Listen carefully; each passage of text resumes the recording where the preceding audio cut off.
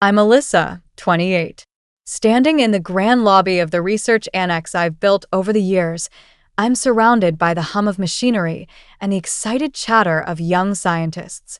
The walls are lined with certificates and photos of our achievements, a far cry from the days when I felt invisible. But it all started with a storm that uprooted the lies in my family. 6 years ago, at the will reading, I sat there, my heart pounding like a drum. The lawyer, Mr. Thompson, handed a check for $10 million to my sister, Lily. My parents, Mark and Laura, beamed with pride as if she was the only one worthy of their love. Then they turned to me with cold eyes and said, "Go earn your own." I stared at the polished table, my hands clenched under the tablecloth, pretending the humiliation didn't sting. Suddenly, an older man in a well-worn gray suit stood up. "There's one more document," he said, unfolding a yellowed envelope with my grandfather, Henry's, handwriting on it. My mother's smile faded like a dying star, my father's fingers twitched nervously, and Lily's eyes narrowed with suspicion.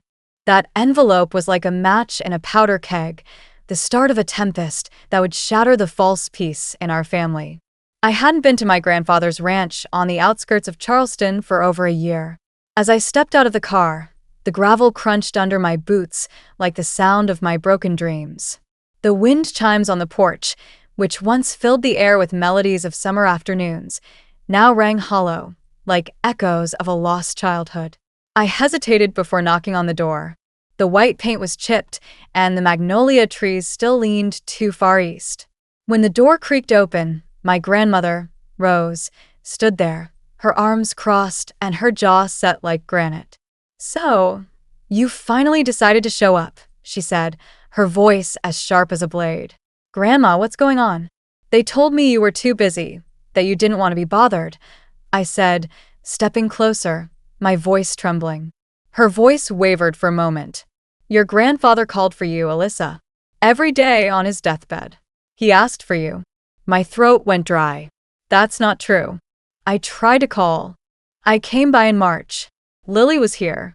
She said no one was home." Grandma's eyes narrowed. "We were here. We were always here." She disappeared into the house and came back with a worn leather notepad. "This is the number he kept calling," she said, handing it to me. I recognized Henry's handwriting immediately, bold and neat, with a slight slant. "Grandma, this isn't my number. I've had the same one since college." She stared at the notepad, her brows knitted together. "They told us you changed it, that you didn't want to be tracked down, that you were ashamed of us." I backed against the wall, my legs weak. "They lied to you. They cut me off from you on purpose." My grandmother's hands trembled as she sank into the floral armchair. "They told me the funeral was at noon. I got to the church, and it was empty."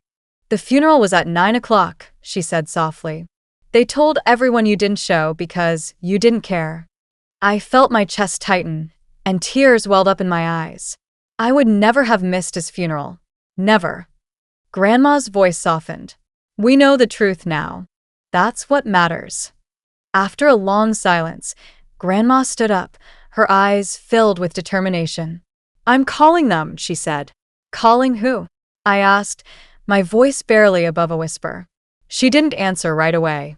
She walked over to the old rotary phone on the kitchen wall, the one Henry refused to replace, and started dialing. Each click of the dial was like a ticking time bomb. "Mark, Laura, and Lily. Here now." "No, it can't wait." "Be here in an hour," she said firmly, and hung up. "The lawyer's on his way, too," she told me. For the next hour, I sat at the small kitchen table, tracing my finger along the edge of the wood. This was the place where Henry used to sip his morning coffee while reading the scientific journals I sent him from college. I remembered how he listened intently when I told him about my studies in plant memory, never once laughing at my ideas. When the doorbell rang, Grandma placed a hand on my shoulder. "Stay here. I'll call you when it's time." From the kitchen, I could hear them arrive one by one. My mother's overly sweet voice, my father's calm but cold tone, and Lily's dismissive sigh. "Please sit down. Mr. Thompson is on his way. He'll be reading Henry's final instructions," Grandma said, her voice colder than I'd ever heard it. I heard the lawyer's voice, steady and professional. "This won't take long, but it must be done properly." Then Grandma called out, "Alyssa, come in now." My heart raced as I stepped into the living room. 3 pairs of eyes turned towards me, wide with shock. My mother's smile froze, my father's jaw tightened, and Lily's face paled. Mr. Thompson opened his leather briefcase and pulled out a thick manila envelope. "This is the last will and testament of Henry Johnson," he began. "To my wife, Rose, I leave our family ranch, the house, and sufficient funds for her comfort and care. To my granddaughter, Alyssa, I leave the Johnson Research Annex located at 317 Laurel Creek Road, Charleston, including all laboratory equipment, funding accounts, active research patents, and intellectual property currently filed under Johnson Innovation." Lily shot to her feet, her chair scraping the floor. "What? He gave her the annex? That's insane. You told me it would all be mine." She pointed at our parents, her hands shaking. My father's lips tightened, and my mother stared at the floor. Mr. Thompson continued, "And finally, the remainder of my estate, financial holdings, stocks, and retirement funds shall be divided equally between my 2 granddaughters, Alyssa and Lily." Then Mr. Thompson took out a folded letter. Henry also wrote a personal letter to Alyssa, which he requested be read aloud in front of the family. As he began to read, "My dearest Alyssa, if this is being read, then I'm no longer by your side. But my belief in you remains stronger than ever. You are always the quiet one, the observer, the thinker." I felt a lump in my throat as I listened to every word. Henry saw me for who I was, even when my own family didn't. "You built your own truth in a family that never learned to honor yours. You were never a mistake. You were the legacy I was proudest of," the letter went on. Lily slumped back into her chair, and my parents looked away. I held back my tears, determined to let them all hear every word. After the reading, I spoke up. "I remember the science fair I won. I asked Grandpa to hide the trophy because I thought if I didn't show it, you'd stop looking at me like an outsider." Lily scoffed. "You always made yourself the victim. I worked for what I got." I snapped. "You visited Grandpa when it was convenient, smiled when you were told to. You gave him a fake number and made sure I never got his messages." My mother stood up. "Enough, Alyssa. You're twisting everything." Grandma cut in sharply. "This family has been living a lie, and I let it happen far too long." She turned to them and said, "Leave. You're not welcome here." They left in a huff, and for the first time, I felt free from their suffocating presence. That night, I stayed in my old room. The wallpaper was faded, and the mattress was too soft, but the glow in the dark stars on the ceiling still reminded me of the nights when Henry helped me arrange them in constellations. The next morning, Grandma asked, "So what now?" "I think I go see it," I said, referring to the annex. She nodded. "He'd like that." The first time I saw the annex, it looked like a converted barn. But inside, it was a world of possibilities. There were glass panels on the east wall, letting in the morning light. Tables were filled with untouched lab equipment, and in the center of the room was a workbench with my childhood notebook on it. Over the next few weeks, I moved into the annex full-time. I recruited 2 graduate students, Ethan and Mia, and we started small. We applied for local grants and partnered with a regional farming co-op. One afternoon, after a brutal funding rejection, I sat on the floor, surrounded by printouts and empty coffee cups.